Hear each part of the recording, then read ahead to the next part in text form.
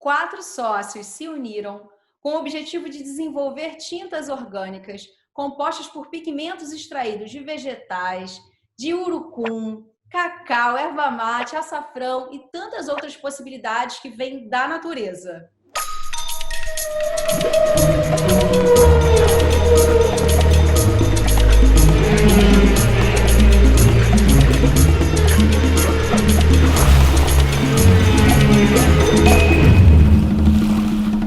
Muito legal conversar com os meus conterrâneos, apesar de eu estar do outro lado do Oceano Atlântico.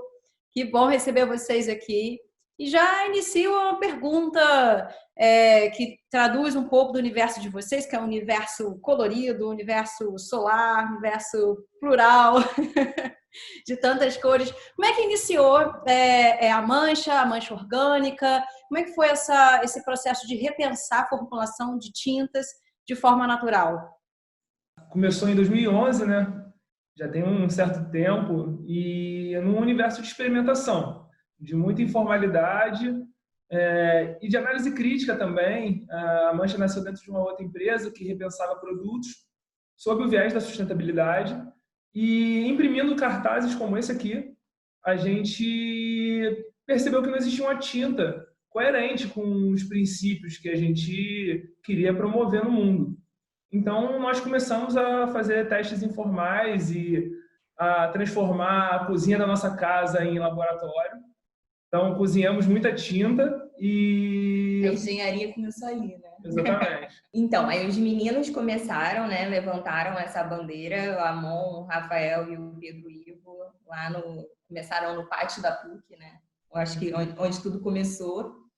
E, na verdade, eu estava um pouco em paralelo, eu acompanhava o trabalho que os meninos desenvolviam, mas estava num viés mais acadêmico. Bom, nós temos aqui a Martina, né, que é engenheira química, e o Amon, que é designer gráfico. Além de profissionais, vocês têm uma parceria de longa data, né, porque vocês são irmãos. Por que fazer tinta orgânica se tornou necessário para vocês em tempos onde a nossa forma de ser, a nossa forma de se relacionar com o mundo precisou mudar?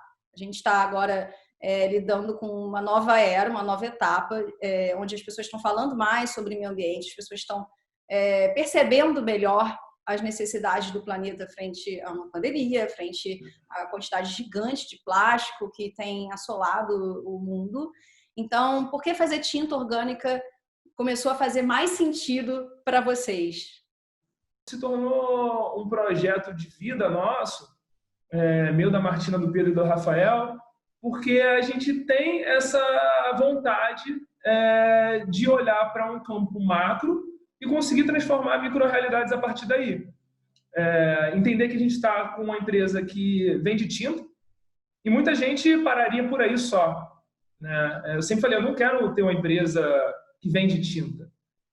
E a Mancha não é isso, né? A Mancha está para o mundo para incentivar o desenvolvimento cognitivo de crianças, preservar o livre brincar, para criar realmente um ambiente de bem-estar e educação ambiental, artística, saudável para todos. Muitas vezes projetos incríveis como esse acabam parando ou numa visão muito reduzida ou então numa desconexão entre saberes que são importantíssimos. Então, a Martina entrar na empresa em 2016, 2017, ela começou a se aproximar mais ativamente e desenvolver projetos com a gente. Foi fundamental para a gente mudar completamente o nosso posicionamento diante de um produto que a gente já tinha chegado até um lugar, mas que a gente precisava desenvolver bastante, até para a gente ter uma percepção mais criteriosa, mais completa, mais desenvolvida mesmo. Ela sempre foi a melhor aluna, eu sempre fui o bagunceiro, e os bagunceiros e os melhores alunos têm que se unir. É assim que nascem as ideias. Eu concordo. A gente precisa das duas visões do mundo. É muito incrível isso, né? A gente vê as diferentes personalidades ajudando a formar um projeto tão interessante que é o de vocês. E dentro dessa política, dentro da empresa que vocês fundaram, existe o compromisso com a ODS, que eu achei muito, muito, muito fundamental. Existe uma um compromisso, eu diria, né, com esses objetivos do desenvolvimento sustentável. Quais são essas ODS que vocês abraçam dentro da Mancha, dentro da empresa, e por que vocês escolheram essas 4 para incorporar na linha, na lógica, na ética da Mancha? Nós utilizamos os ODS como uma diretriz, né, como eles devem ser, e não necessariamente como princípio do projeto. Conforme a gente foi desenvolvendo a Mancha, sempre nesse intuito de querer saber cada vez mais e ampliar cada vez mais o impacto da iniciativa, a gente foi percebendo que existia a possibilidade de a gente estruturar uma cadeia produtiva de baixo impacto ambiental, levar uma ideia de conscientização para o público consumidor. Então, conforme nós fomos problematizando cada vez mais o nosso projeto, a gente foi percebendo aonde que isso se enquadrava nas diretrizes, né, nos 17 Objetivos para o Desenvolvimento Sustentável. Então, eu não consigo dizer de cor, mas eu sei que o ODS 2, por exemplo, é fome zero e agricultura sustentável. Vamos utilizar ele como uma referência. Nós buscamos trabalhar prioritariamente com matéria-prima brasileira, de cultivo agroflorestal, intencionamos que parte da produção seja orgânica, né? É um trabalho complexo que a gente está estruturando e, uma startup tem que fazer tudo ao mesmo tempo, então estamos caminhando para isso, mas no próprio lançamento das tintas orgânicas a gente já escolheu urucum, cacau, açafrão e erva mate, pensando que eram matérias-primas nativas do Brasil. Então, quanto mais você produz e incentiva o consumo dessas matérias-primas, mais você está potencializando o ecossistema local. Então, isso é muito bom e tem a ver com esse ODS. Aí a gente pode destacar também o ODS 3, né, promover saúde, bem-estar. Então, a nossa filosofia é o desenvolvimento de produtos com base natural, atóxicos, livres, né, de componentes sintéticos, de metais pesados. Então, aí a gente pode citar também o ODS 9, né, promover a inovação, desenvolver sempre processos verdes, limpos, diminuir a quantidade de off-spec, né, vamos colocar assim. Então, tem toda uma preocupação em relação a toda a cadeia de produção, né? No próprio ODS 9, a gente se preocupa, obviamente, né, com a questão social da inovação, que é essa ferramenta de educação, que pode surgir metodologias e coisas interessantes, mas a gente também está falando da inovação tradicional. A gente patenteou a tinta esse ano. Então, nós estamos sempre olhando para os dois âmbitos. Nós fomos considerados em 2019 top 3 biotec...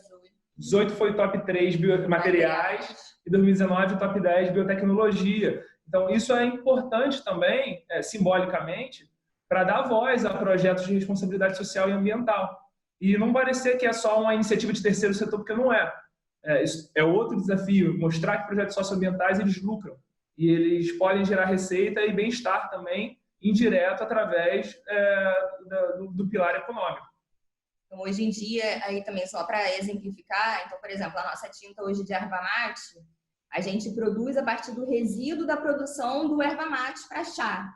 Então, você tem que ter uma determinada granulometria para utilizar aquela erva para a aplicação em chá. Então, o que não é utilizado é o que a gente utiliza no nosso processo para produzir tinta de erva mate.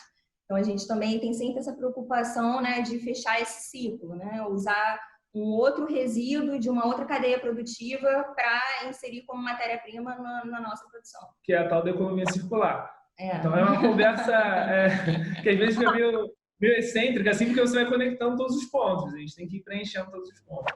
Mas todos os pontos se conectam mesmo. E quando a gente fala sobre desenvolver projetos sustentáveis, né, ainda mais indo na linha de vocês, acho que tem uma ramificação que não tem fim mesmo, porque tudo está conectado. E, bom, vocês desenvolvem tintas orgânicas, compostas, como a Martina falou, com pigmentos extraídos de vegetais, cores como, por exemplo, que vem do urucum, do açafrão, do cacau. Incrível você poder colorir com tantas pluralidades que vêm da própria natureza. Agora, artistas pintores já podem usar tintas atóxicas, que são as que vocês produzem para os seus trabalhos?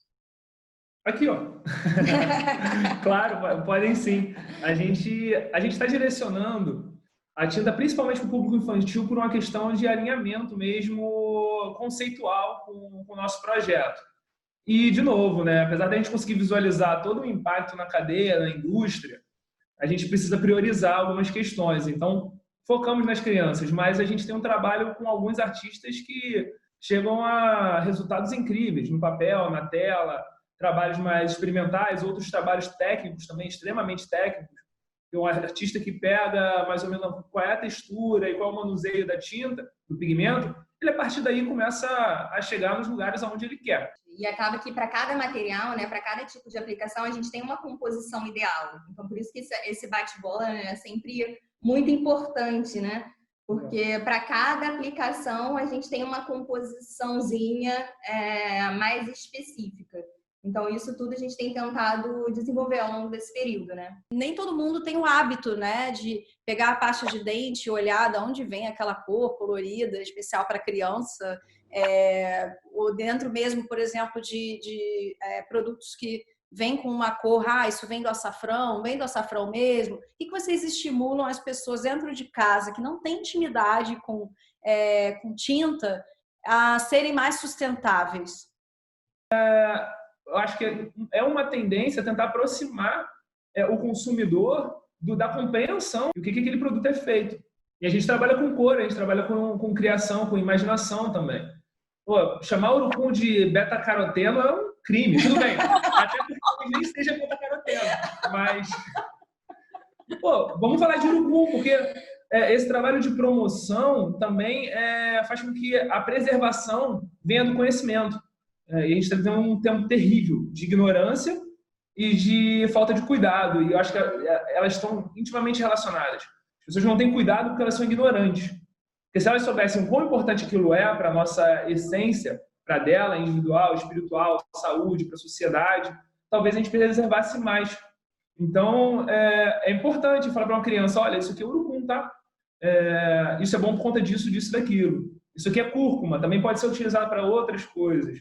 Então, isso funciona bastante até nas nossas dinâmicas educativas, nas oficinas. Levar a matéria-prima, o pigmento, do lado de uma tinta e falar, isso é possível. Isso pode ser feito disso. E vai fazendo os outros links, né? O urucum, da onde ele vem, né? Qual é a flora, a fauna, né? O que está envolvido ali, né? Naquele ambiente em que aquela matéria-prima é produzida. Eu vindo dentro daquela caixinha, aquela coisa cartesiana, para mim a tinta tinha que ter as propriedades de uma tinta. Então, eu buscava aquela viscosidade, aquele brilho. E aí, na verdade, minha primeira... Eu, né, adulta já... A primeira surpresa foi justamente descobrir todas as coisas atreladas à tinta, eu como adulta, né? Então, na verdade, o bacana é sentir o cheiro do cacau, perceber a textura da tinta de urucum, de erva mate. Então, isso para mim já foi depois dos meus 30 anos. Já foi sensacional, né?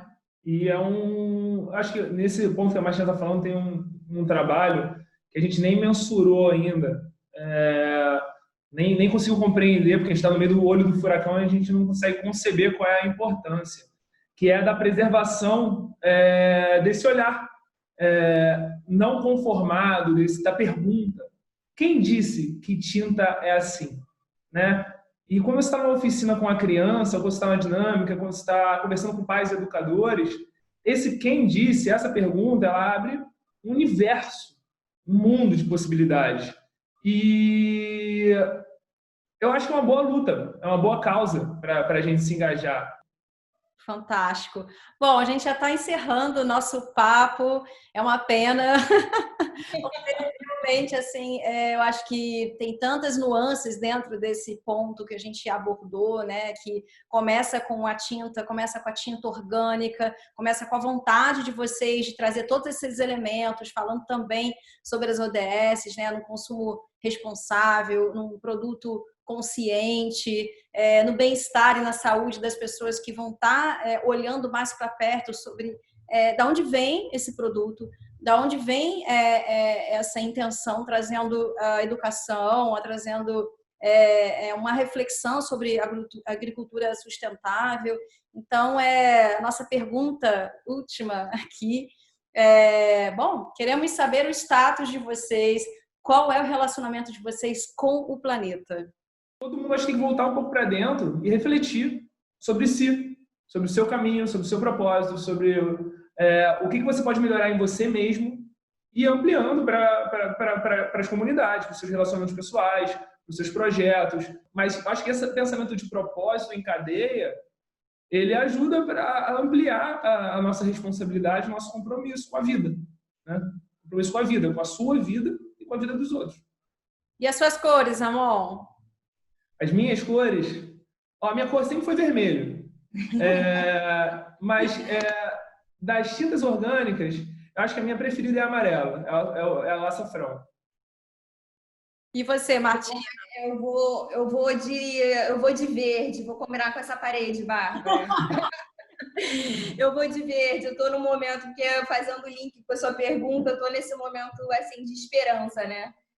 De que dias melhores virão e que foi um momento para a gente refletir sobre a nossa forma de consumo, sobre a nossa postura em relação às nossas relações, a nossa relação com o meio ambiente. Então, eu acho que minha cor preferida nesse momento é o verde. Bom, hoje a gente conversou com a engenheira química e o designer gráfico que se uniram com seus sócios para poder trazer um novo olhar na relação com a tinta, em relação com a tinta orgânica. Muito obrigada, Amon e Martina. Se vocês gostaram aqui desse papo com esses empreendedores e pessoas muito simpáticas e coloridas que eu conversei aqui hoje, deixem seus comentários, as suas dúvidas, as suas curtidas, compartilhem isso com os amigos e vamos pintar colorido, vamos pintar de uma forma sustentável. É isso. Simbora. Muito obrigado, Bárbara. Muito obrigado. Obrigada, Bárbara. Muito obrigada. Espero que tenham gostado. Obrigada a vocês. Vamos nessa. Um beijo. Tchau, tchau. Até a próxima.